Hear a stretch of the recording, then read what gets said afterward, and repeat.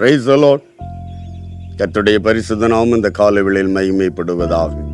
இணைந்து இந்த நாளிலும் தேவ பாதத்தை காணும்படி புதிய நாளை காண உதவி செய்த தேவனுக்காய் நன்றி செலுத்தின இந்த நாளில் கூட ஏசாயா தீர்க்கதரிசியின் புஸ்தகத்தில் 43ஆம் அதிகாரம் அதனுடைய முதலாவது வார்த்தையின் கடைசி பகுதியை வாசிக்கிறேன். பயப்படாதே, உன்னை மீட்டு கொண்டேன், உன்னை பெயர் சொல்லி அழைத்தேன், நீ என்னுடையவன். அருமையான ஒரு பகுதி. பயப்படாதே, தேவன் நம்மை உண்டாக்கினார், சிருஷ்டித்தார். ஆனாலும் உன்னை மீட்டு கொண்டேன் என்றால் அவருடைய சிருஷ்டித்தவர் அவர், உருவாக்கினவர் அவர். பயப்படாதே, உன்னை மீட்டு கொண்டேன் என்ற வார்த்தையிலேயே இடையில் ஏதோ ஒரு மிஸ்ஸிங் இருக்கிறது. தேவன் உருவாக்கினார், அவருடைய ஜனம் நாம். ஆனால் வழி தப்பி தேவனுக்கு பிரியமில்லாத வழிகளில் கடந்து போய் சத்துருவின் அடிமைகளாய் மாறும்போது நாம் நினைத்ததை செய்ய முடியாமல், நல்லதை கூட விரும்பினதை நிறைவேற்ற முடியாமல், பல நேரங்கள் ஜெபிக்க நினைத்தாலும் ஜெபிக்க முடியாமல், வேதத்தை வாசிக்க நினைப்போம், வாசிக்க முடியாமல். இதன் அர்த்தம் நம்மை ஆண்டு கொண்டிருக்கிற ஒரு அந்நிய சக்தி நம்மேல் ஆளுகை செய்கிறது, நாம் அதற்கு அடிமைகளாய் இருக்கிறோம் என்பதுதான் பொருள். இந்த கால வேளையில கர்த்தர் நமக்கு சொல்லுகிற ஒரு வார்த்தை, பயப்படாதே, அந்த சத்துருவின் கையிலிருந்து நான் உன்னை மீட்டு கொண்டேன். ஹல்லேலூயா, நீ என்னுடையவன்.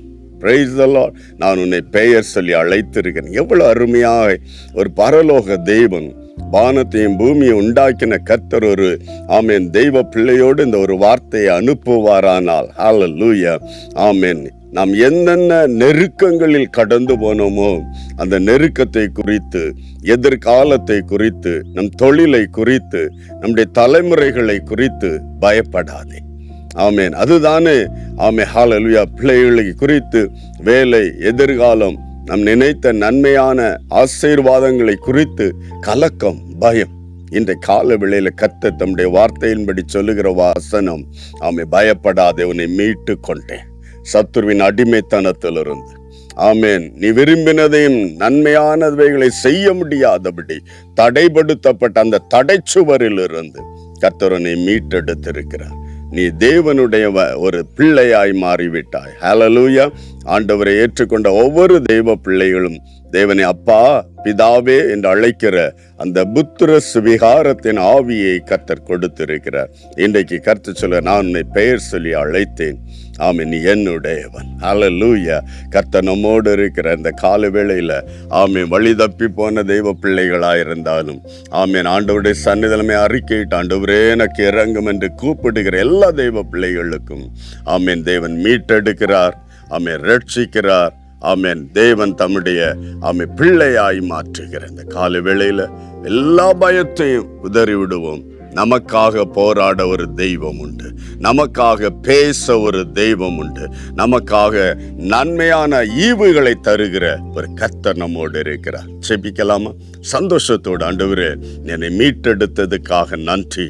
எல்லா பயத்துக்கும் நீங்களாக்கி கர்த்தருக்கு நன்றி சொல்லுவோம். ஒரு நிமிடம் ஆண்டவரை நோக்கி பார்க்கலாம். பரிசுத்த பிதாவே, வானத்துக்கும் பூமிக்கும் தகப்பன கர்த்தர் இயேசுவின் நாமத்தில் இந்த கால வேளையில ஆண்டவரே என்னோடு இணைந்து செபிக்கிற எல்லா தெய்வ பிள்ளைகளையும் ஒப்பு கொடுத்து செபிக்கிறோம்.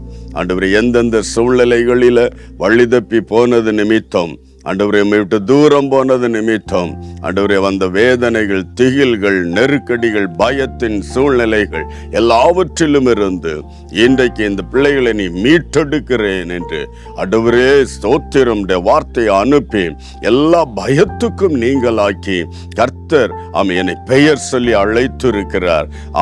என்னை மீட்டெடுத்திருக்கிறார். எல்லா பயத்தையும் நீக்கி இருக்கிற கர்த்தரை நோக்கி இந்த நாளிலும் நன்றி சொல்ல, இம்மட்டும் உதவினீரே நன்றி என்று துதிக்க, இம்மட்டும் இறங்கினீரே நன்றி என்று ஸ்தோத்தரிக்க, எல்லா தெய்வ பிள்ளைகளுக்கும் இரக்கம் பாராட்டும்.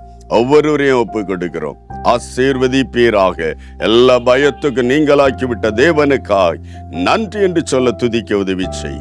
ஆசீர்வதிக்கிற தேவனுக்காய் நன்றி. இயேசு கிறிஸ்துவின் நாமத்தில் பிதாவே, ஆமென், ஆமென். பயப்படாதே, உன்னை மீட்டு கொண்டேன். God bless you. Praise the Lord.